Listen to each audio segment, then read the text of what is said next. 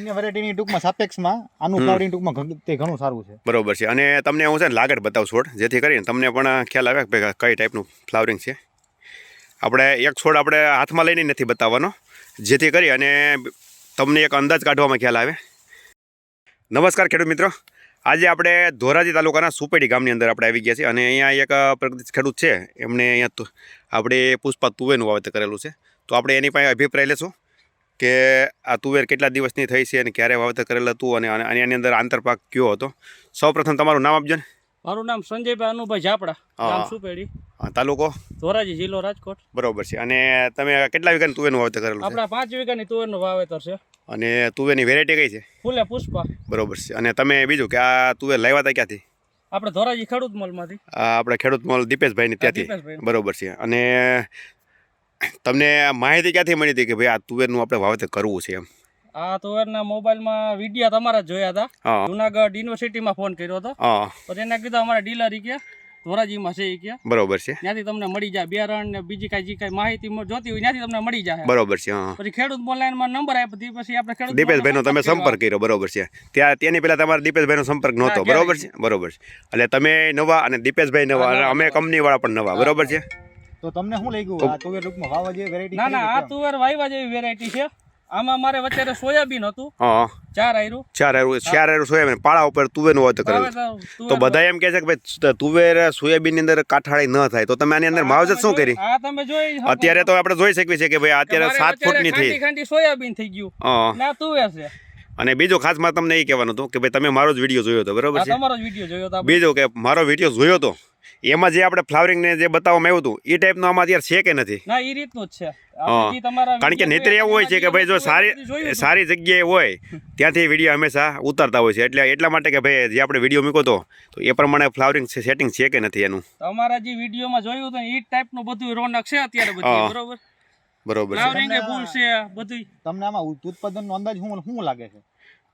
આમાં અત્યારે તમે ખાંડી સોયાબીન થઈ ગયું, તોય આ અંદાજ એવું છે કે 1.5 ખાંડી ઉપર જાય. બરોબર છે. જો કે કોઈ પણ આપણે વસ્તુ એવી છે કે દોઢ ખાંડી થાય કે ખાંડી થાય એનો કોઈ મિનિમમ નથી. બરોબર. એ તો આપણી માવજત અને આપણે જમીનના પ્રકાર ઉપર બધી વસ્તુ થતી હોય છે. પણ આપણો કહેવાનો મારો એક જ ભાવ હતો કે જે વસ્તુ તમે વિડીયોમાં જોયું હતું એ ટાઈપનું બધું ફ્લાવરિંગ છે ને એમ? એ રીતનું જ કે કોઈ આપણે વિડીયો જોયો હોય એમાં બહુ સારો બતાવ્યો હોય પછી આ વર્ષે એવું ન થયું. અને ખાસ તો આપણે એ હોય. અને બાકી જો ઉતારા તો વસ્તુ એવી છે ભાઈ મારી જમીનમાં કાંઈ કહ ન હોય તો 10 મણ હોત નહીં થાય. બરોબર છે. અને તમારી જમીન બહુ સારી હોય અને સારી માવજત હોય તો તમારે 30 મણ પણ થતી હોય છે. અને તમે ફ્લાવરિંગ જોઈ શકો. ના ના, એ તો જો કે અત્યારે અન્ય વેરાયટીની ટૂંકમાં સાપેક્ષમાં આનું ફ્લાવરિંગ ટૂંકમાં તે ઘણું સારું છે. બરોબર છે. અને તમને હું છે ને લાગડ બતાવું છોડ, જેથી કરીને તમને પણ ખ્યાલ આવે કે કઈ ટાઈપનું ફ્લાવરિંગ છે.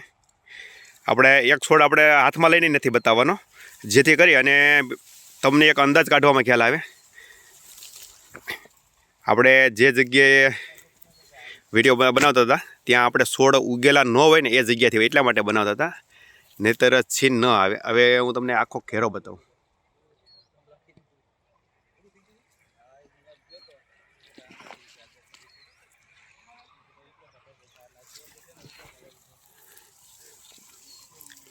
તો આ રીતનો ફૂલે પુષ્પાનો ઘેરો છે.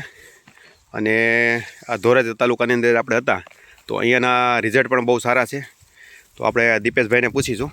તો તમારા બીજા ખેડૂતો અહીંયાથી તમારી પાસેથી તુવેર લઈ ગયા હોય એના બધાના રિસ્પોન્સ કેવા છે? એમાંથી 90% ખેડૂત મિત્રોને તુવેરનું ઉગાવાથી લઈ અને ફ્લાવરિંગ સ્ટેજ સુધીના ખેડૂત મિત્રોના જે રિવ્યુ છે એ પોઝિટિવ છે. બરોબર છે. બાકી 5-10% જે ખેડૂતો છે એને જે કંઈ જો જાજો વરસાદ થયો તો એટલે તુવેર ટૂંકમાં જોવા વહી ગઈ હોય એ તો પછી કુદરતી એ તો કુદરતી આફત ગણાય. ખેડૂત મિત્રોને તુવેર ટકી ગઈ હતી અને પહેલેથી સારી હતી એવા ખેડૂત મિત્રોને જો અમે ટૂંકમાં ડેટા કલેક્ટ કરીએ છીએ ખેડૂતોના જે ડેટા મુજબ એવું જણાય છે કે આ તુવેર વાવવા જેવી વેરાયટી ખરી. બરોબર છે.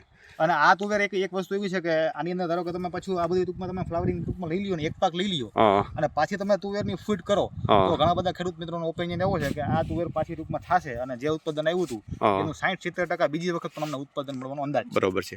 પણ એવા તો શું છે જો ખેડૂતને કોઈને છોક હોય કોઈ રાખતા હોય તો આપણે જે ડાયરેક્ટ બ્રાન્ચ ફૂટી હોય જે જગ્યાએ બ્રાન્ચ ફૂટી ત્યાંથી વાઢી લેતા હોય તો પાછી આપણે 80 દિવસે પાછો બીજો પાક આવી જતો હોય છે. અને જો તમે નીચેથી વાઢો તો પાક આવવાનો થોડોક દિવસો લેટ થઈ જતો. હા, કારણ કે નવો બ્રાન્ચ ફૂટે એટલે થોડીક વાર લાગે. હા, બરોબર. ફ્લાવરિંગ નું જે કઈ હોય સિંગુ એ તમે ટૂંકમાં વાઢી લ્યો. હા, તો આની અંદર પાછો 80 થી 100 દિવસની અંદર કમ્પ્લીટ પાક પાછો બીજો વખત આનો પાક આવે છે. બરોબર છે.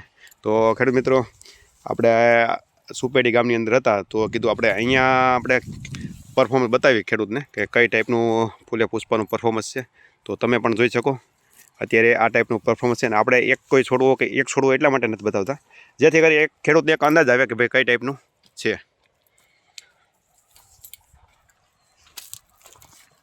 તો બસ આજે આટલું. નમસ્કાર. નજીકના ડીલરનું સરનામું અને કોન્ટેક્ટ નંબર મેળવવા માટે નીચે આપેલા નંબર પર સંપર્ક કરો. ધન્યવાદ.